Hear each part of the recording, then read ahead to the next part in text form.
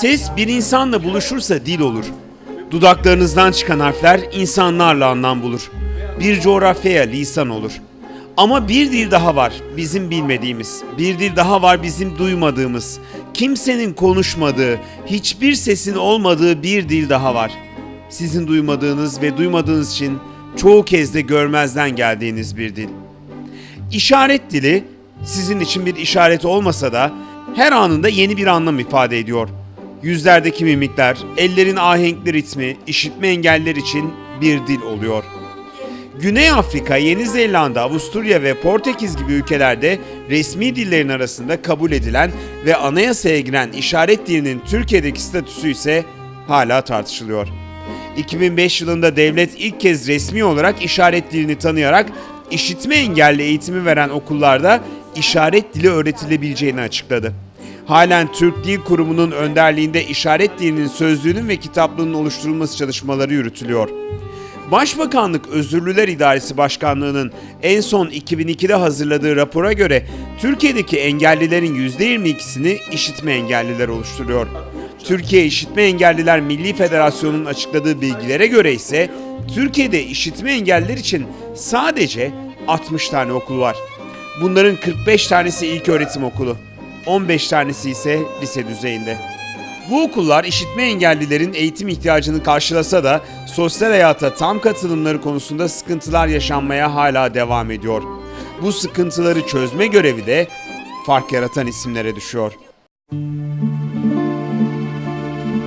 Bu alanda aslında biz ilk başta aynı sokakta yürüdüğümüz, aynı hayatı yaşadığımız işitme engelli gençleri hiç görmediğimizi fark ettik. Alanda vakit geçirdikçe ve çalışmalar yaptıkça eksikliklerin ve sıkıntıların neler olduğunu görmeye başladık. Birincisi iletişim sıkıntısıydı. İkinci sıkıntı toplumsal katılım meselesiydi. Bu tüm kamu kurumları, özel sektörde aslında işitme engellilerin sadece gençlikle de sınırlı değil, doğdukları andan itibaren toplumsal hayata katılımları ile ilgili bir sıkıntıydı. Hizmet alımları ile ilgili bir sıkıntıydı. Eğitim, adalet, toplumsal refah gibi diğer sorun alanlarında da aynı iletişim sıkıntısı devam ediyordu ki dava süreçlerinde, yargılama süreçlerinde işitme engellileri yeterli adli yardımdan yararlanamadığı, ifade ve beyanların doğru alınamamasından kaynaklı bir başka sıkıntı. Nihat Kihtir, Çankaya İşitme Engelliler Gençlik Spor Kulübü Derneği'nin kurucusu ve başkanı.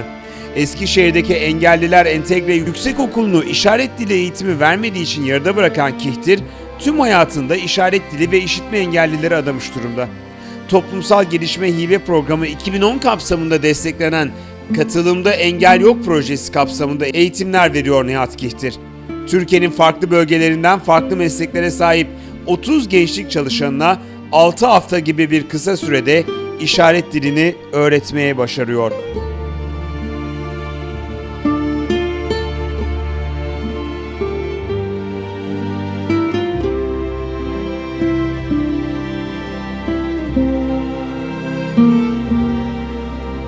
Aslında bu proje fikrinde de ilk yola çıktığımızda bizim düşündüğümüz şey duyan grupla, duyan gençlerle işitme engelli gençleri bir araya getirme.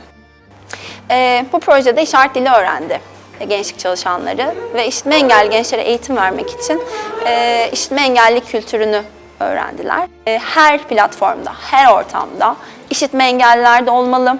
İşitme engellilerin olabilmesi için tüm kolaylaştırıcı önlemler alınmalı. İşaret dilini olabildiğince çok herkes bilmeli. En azından temel iletişim kurabilecek düzeyde.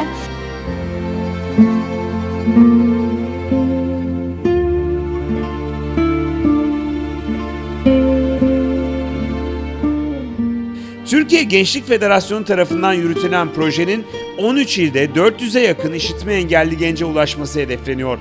Eğitim alan gençlik çalışanlarının işitme engelli gençlere sosyal ve yasal haklarının karşılaştırdıkları sorunların çözümlerinin anlatılacağı projede gençlerin birçok açıdan bilinçlenmesi de hedefleniyor.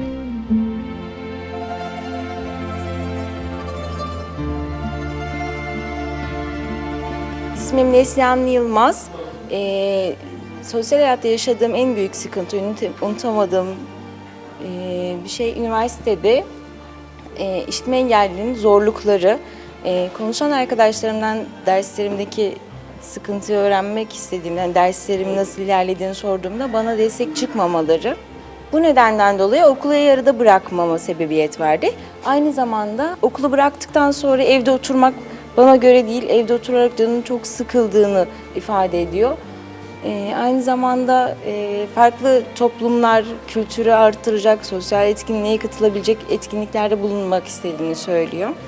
2 yıl öncesine kadar derneğimizde kızlı erkekli bir katılım oluştu. Bunun daha sonrasında tiyatro, kol bastı ve tiyatro gibi etkinliklerde yer aldım. İstanbul'a gittik, festivale katıldık. Daha iyi oldu. Katılım Engel Yok projesinin Trabzon'a gelmesiyle güzel etkinlik oldu. İlk önce gönüllülük kavramını öğrendik. Daha sonrasında kültürümüzün artması, bakış açımızın değişmesi, aynı zamanda adımlarımızın nasıl atabileceğimize katkısı oldu. Ve 2 gün tabii ki bu. Yarın bakalım neler olacak. Bundan sonraki eğitimden sonra, daha doğrusu eğitimden sonraki günlerde eve gidip biraz daha projeleri geliştirip dernekteki faaliyeti, gönüllülüğü anlatmak, paylaşımı yapacağını söylüyor. Ve ilerleyeceğimizi umut ediyorum. İnşallah öyle olur.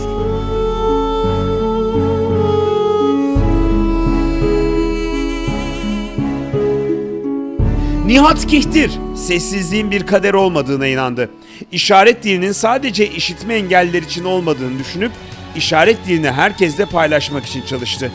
İşitme engellilerin dünyasında işaretlerle koskocaman bir fark yaratırken, duyan herkes için de unutamayacakları bir farkındalık yarattı.